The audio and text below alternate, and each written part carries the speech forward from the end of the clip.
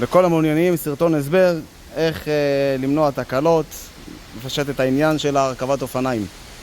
שלב ראשון, חותכים את הזיכונים. יפה. שימו לב, בזיכונים יש שתי צדדים. צד אחד L והצד השני R.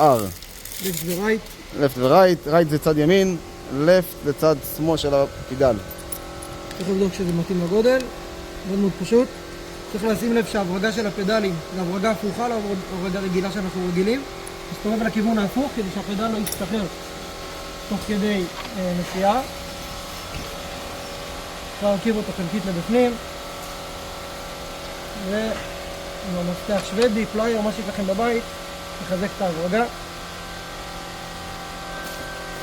רגע, חזק אותו. שלא ישתחרר. הלאה, השני, L. גם כן הברגה הפוכה.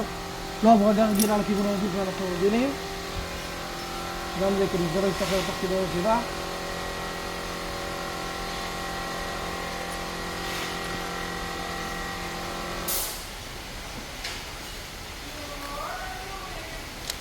אוקיי. הגענו לכיסא.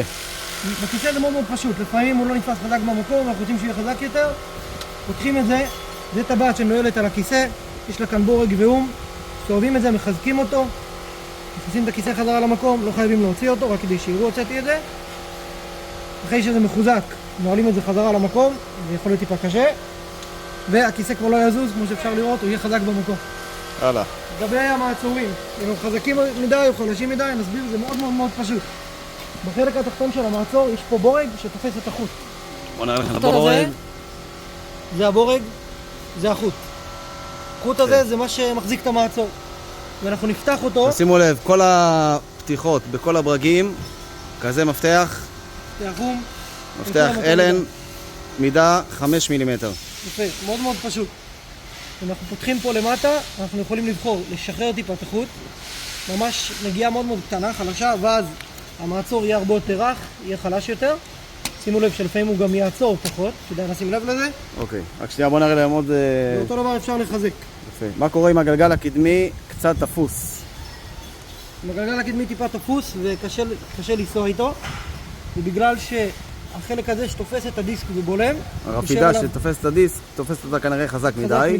מה שנעשה עם אותו מפתח. נשחרר את הבורג הזה טיפה, את הבורג העליון גם כן טיפה. ונסגור אותם חזרה. לא צריך לעשות כלום, רק לפתוח ולסגור. שחרור וסגירה חזרה. זה כבר יתפס, הוא ישים את עצמו אוטומטית במקום טוב מול הדיסק. עכשיו לגבי הגלגל האחורי. הגלגל האחורי, אותו סיפור, אותו רעיון עם המעצור. כן, בדיוק. זה הבורג של הגלגל האחורי של החוט. פותחים וסוגרים אותו כאן כדי לחזק ולרכך את הברקס. עוד משהו שיכול להיות, שנייה.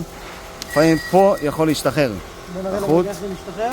הנה, שחררתי, לא צריך לשחררתי. מה שעושים זה יוצא, נופל.